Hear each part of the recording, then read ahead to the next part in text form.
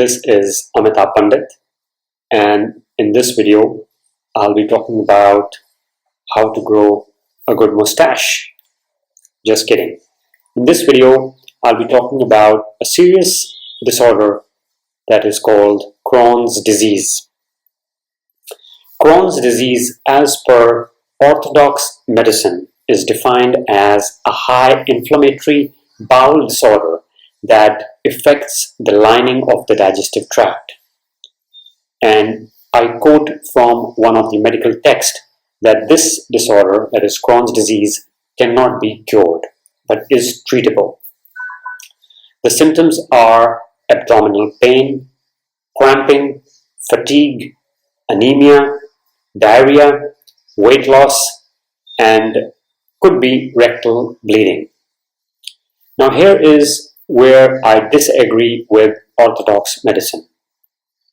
Firstly, Crohn's disease can be cured 100%. Second, I am very surprised that people have a lot of faith and a lot of trust on Orthodox medicine, and that's where they turn to the moment they require any primary care in terms of their health. What is surprising is that most of the disorders, most of the serious diseases, Orthodox medicine does not have a cure for them. The medical books start off by saying there is no cure and they are treatable. And in their array of treatment, they have medicines, drugs, steroids, immunosuppressants, and antibiotics, painkillers. And once all of these fail, they move on to surgery and other processes and techniques which the layperson finds hard to be able to either afford or is forced to be under a professional who they do not either understand. And especially the Orthodox medicine uses jargon which the layperson does not understand. So he feels that he's helpless, and it is up to the man in the white lab coat with the stethoscope around his neck who will be able to heal or cure him. However, this is a big myth. I have found it through my own personal experience. I have been through an array of a lot of treatments when I was very young, and I knew that allopathic medicine does not hold or provide any relief or any cure. The main thing that one must understand is, and I'm giving the example of Crohn's disease here, that the stomach lining, the digestive tract running from the mouth till the anus is 30 feet long, and it is divided into different parts according to anatomy. And every part, if it gets inflamed or there is some injury there or there is some disorder in that specific part, the disease name is different. The treatment is different. The person, the specialist, the medical person looking after that disorder is different. So if you have a problem in your mouth, you will go to your dentist.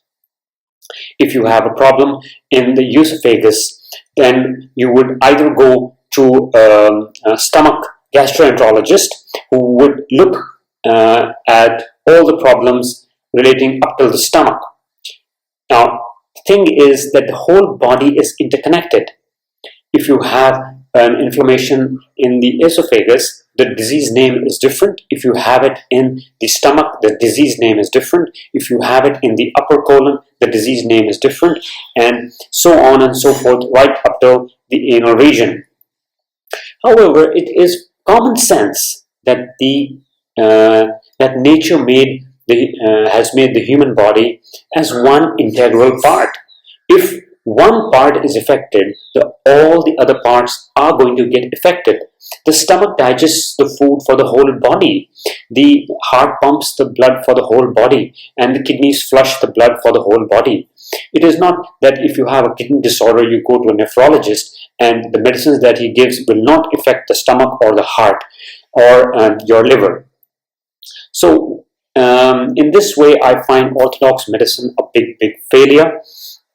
And taking the case of Crohn's disease, I would just say that it is completely curable.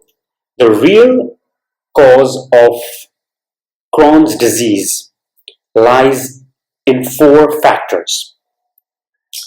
Number 1, chronic acidity. Number 2, severe parasite infestation. Number 3, major dysbiosis. Number 4, lack of vital digestive enzymes. Now, all of these are treatable, curable. And when you start taking care of each one of these factors, you would find that the Crohn's disease is no more there and all your symptoms have vanished. Obviously, if your digestive tract is not functioning well and there is an health issue there is some kind of inflammation there, you would end up not digesting your food well, you would end up getting anemia. You would have weight loss because you are not digesting your food well, you are not absorbing and assimilating it well. You would have diarrhea because your digestive tract is not functioning optimally. You would have abdominal pain because your digestion has been impaired. So all the symptoms are correlated with digestion, diet, and food. Now let's take the case of the 4 factors that I've just mentioned. Number 1, chronic acidity. This can be corrected completely with eating the right combinations of food. Now this is an art, and you can either go to a naturopath or a natural healer who is close to your locality, or you can get in touch with me through my website as to how to correct your food combinations according to your health condition and in case you have Crohn's disease. Second is taking care of parasite infestation. This is something that you can do on your own. There are plenty of herbs, there are plenty of deworming homeopathic remedies as well as allopathic remedies as well, which I do not advise. However, there are times that a single medicine for allopathic medicine is able to take care of an acute stage. However, at the end of the day, you would have to turn to natural means, since parasite infestation usually means that there are larvae and the worms have their own life cycle. So even if you take care of the worms in terms of allopathically, you would have to continuously repeat, which again I desist from. So natural means, natural herbs and natural homeopathic remedies are much more effective as they are safe and natural for safe and without side effects for removing your parasites. Number 3 is the major dysbiosis. This can be taken care of eating prebiotic and probiotic foods. There are plenty of probiotic foods that you can take, and in this there are 2 ways to correct the dysbiosis. One is taking supplements which have the probiotics to correct the internal microflora of the digestive tract and rebalance the triad of bacteria, virus, and fungus in the intestinal tract. Besides the supplements, there are plenty of probiotic foods like curd, kefir, kombucha, sauerkraut, fermented vegetables, and other Greek yogurt. So these are some of the probiotic foods which again one would have to go to because you cannot live on probiotic supplements.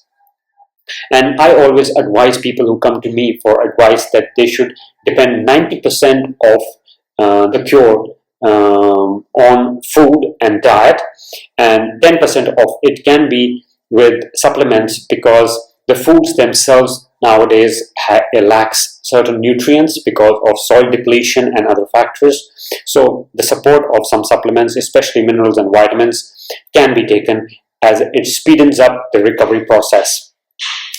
Last factor that I mentioned was the lack of vital digestive enzymes. This again can be replenished by diet, especially foods which are rich in enzymes itself, like sprouts, which are bursting with enzymes, and the sprouts can be of alfalfa, it could be of fenugreek, it could be of mung beans, it could be of chickpeas, it could be of broccoli sprouts, it could be radish sprouts, and basically you can sprout each and every seed and pulse that is there. Even wheat berries can be sprouted and they are a very potent means of restoring the digestive capacity of the person.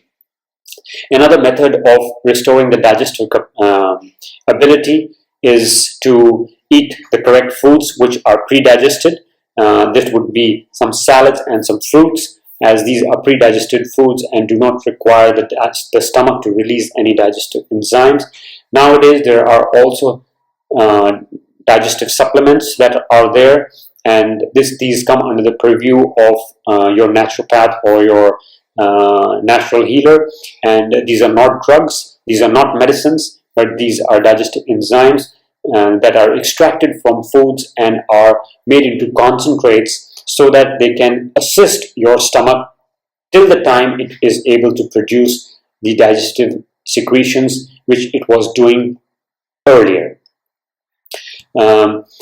So I would again reiterate that Crohn's disease is 100% curable. It does not require any kind of steroids or immunosuppressants. These kind of drugs create a chronic disorder, and the symptoms would worsen, and your dependency on drugs and doctors and the hospitals will increase, and that is not what I would advise you to do. Thank you for watching. Please share this video with your friends and relatives or anybody who you think might be able to benefit from it. Please subscribe, as that motivates me to keep posting more content.